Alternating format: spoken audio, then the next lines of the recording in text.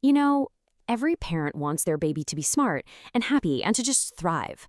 But what if some of the most common everyday things we do are quietly messing with their brain development? Okay, let's get into it. We're going to uncover some of these really critical habits and, more importantly, how to build better ones. It's a huge question to ask yourself, right? Are the things we do without even thinking, that quick scroll on our phone or rushing through a feeding, are they sending the wrong signals to our baby's brand new developing mind? And you're definitely going to want to stick with me here because the final habit we're going to talk about, well, it's the one that's so common, so deep-seated that almost every parent misses it. And honestly, it might just be the most important one of all. So, first up, let's talk about the most powerful tool in your entire toolkit, just your presence.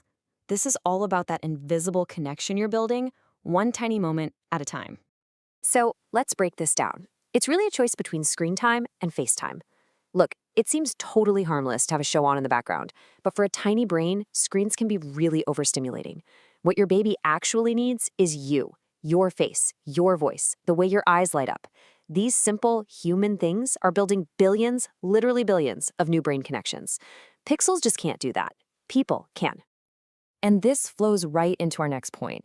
I mean, how many of us are guilty of this? Scrolling on our phone while we're feeding our baby, or even just during playtime. That little distraction, even if it's just for a second, can actually weaken the emotional circuits they're trying so hard to build. They're looking right at you, searching for that connection. And you know what's wild? The solution is so incredibly simple. It only takes 5 minutes. That's it. Just 5 minutes of focused, totally uninterrupted eye contact during a feeding or when you're playing. That teaches your baby this deep, profound lesson. I am seen, I am safe, I am secure. Oh man, we've all heard this one, right? Don't spoil them, let them cry. It usually comes from a good place, but honestly, it's based on a total misunderstanding of what a baby's cry actually is. And this really gets to the core of it. For a newborn, crying isn't some kind of manipulation. It's communication. It's the only way they have to tell you something's wrong. And when we ignore that cry, their little body gets flooded with the stress hormone cortisol. Over time, that can actually damage the parts of the brain responsible for memory and emotion. Responding to them with comfort, that builds their confidence. Okay, now let's talk about sound. In a world that is just full of noise, there is one sound that cuts through everything for your baby, and that's your voice. It is their absolute favorite instrument, and their brain literally craves it to start building those crucial pathways for language. And you don't have to be a professional singer or a storyteller, not at all. Just narrate your day. Talk about what you're doing while you change a diaper. Sing to them, even if you're totally off key. They don't care. Whisper simple things like "Mommy loves you" or "You're safe." Every single sound you make is helping to map out their future. Okay, so we've talked about the power of your presence. Now let's kind of zoom out and look at how we can shape the world around your baby, turning it into their very first classroom, a place that's really designed for their brain to just flourish. This one is so fundamental, but we often forget it. We get so focused on stimulation, but the truth is, a tired baby just can't learn. Sleep is prime time for the brain. It's when it gets to work organizing everything it learned that day. Your face, your voice, the feeling of your hand. When sleep is chaotic, it makes learning so much harder. A rested brain is a growing brain. So, creating a calm, predictable sleep routine is one of the best gifts you can give their developing brain. And it's pretty simple. First, dim the lights. This signals that it's time to wind down. Maybe play some soft music to create a calm soundscape. Offer lots of gentle cuddles for comfort and security. And the most important part, be consistent. That routine builds a sense of trust and predictability that makes them feel incredibly safe. Now, moving beyond the physical stuff, the emotional environment is just as critical. It's amazing. Babies are like these little emotional sponges. They just absorb everything around them. Constant stress, arguing, or just a tense vibe in the house, it actually releases stress hormones in their tiny bodies, even if none of it is directed at them.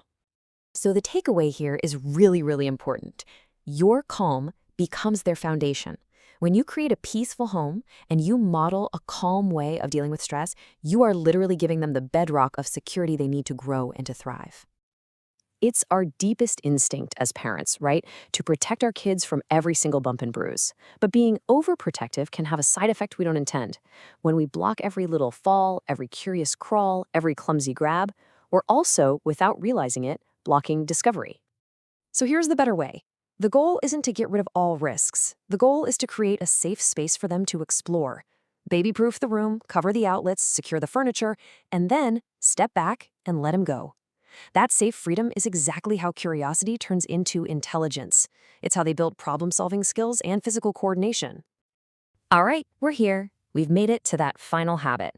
The one I mentioned at the very beginning, the one that so many of us completely miss. So what do you think it is?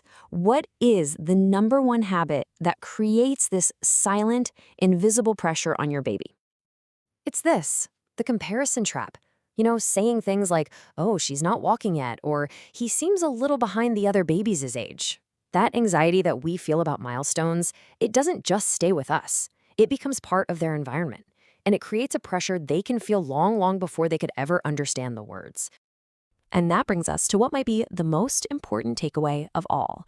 The goal here isn't to be a perfect parent. Nobody is. The goal is to be a loving, aware parent.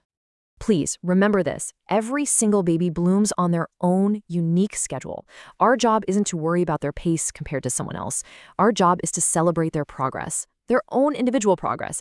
Their journey is perfectly, wonderfully theirs. So as we wrap up, I want to leave you with this question to think about. Which of these hidden habits was the biggest surprise to you? Because just thinking about it, just becoming aware, that's the first step to building an even stronger foundation for your baby's incredible developing brain.